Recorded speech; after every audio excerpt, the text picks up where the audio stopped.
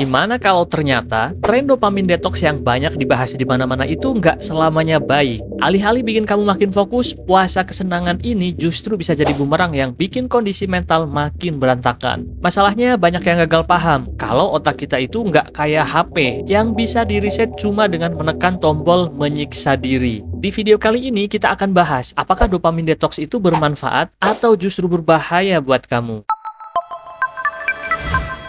Udah banyak video yang bahas tentang dopamin detox. Singkatnya, kalau kamu berhenti main medsos, stop dracin, berhenti semua kesenangan instan, otak kamu bakal ke-reset. Dan jujur aja, kedengarannya emang masuk akal. Apalagi kalau kamu lagi gampang terdistraksi, susah fokus, atau ngerasa hidup kayak hambar. Makanya banyak orang mulai off medsos, stop hiburan, bahkan sampai ngerasa bersalah kalau ngelakuin hal yang terlalu menyenangkan. Tapi ada satu pertanyaan penting yang jarang banget dibahas. Gimana kalau masalah kamu bukan kebanyakan dopamin, tapi justru kekurangan?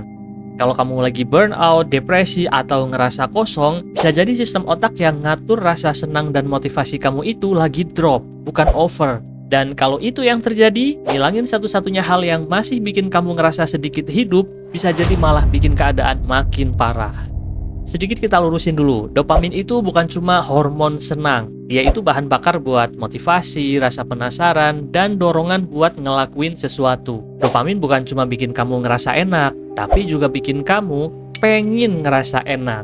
Kelihatan bedanya? Sekarang bayangin gini, kamu lagi burnout, kerja capek, pikiran penuh, energi kosong, HP jadi satu-satunya pelarian. Terus kamu dengar ada yang bilang, kamu udah kebanyakan main HP, harus dopamin detox total tuh. Akhirnya HP kamu simpen, stop dracin, hapus medsos. Dan yang terjadi bukan fokus, tapi bengong, kosong, males ngapa-ngapain. Dan pelan-pelan muncul pikiran, kenapa sih aku kayak lemah banget gini?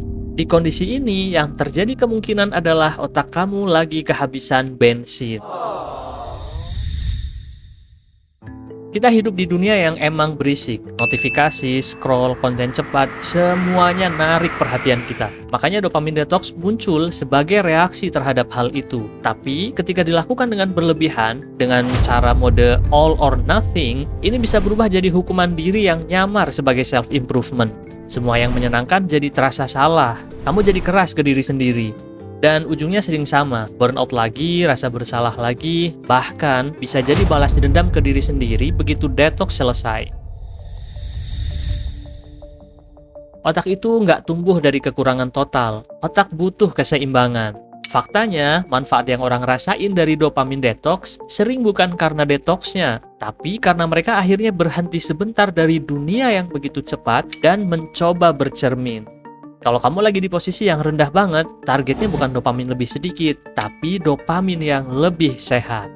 Alih-alih detox ekstrim, para ahli justru lebih menyarankan untuk mencari sumber kebahagiaan kecil yang lebih bermakna.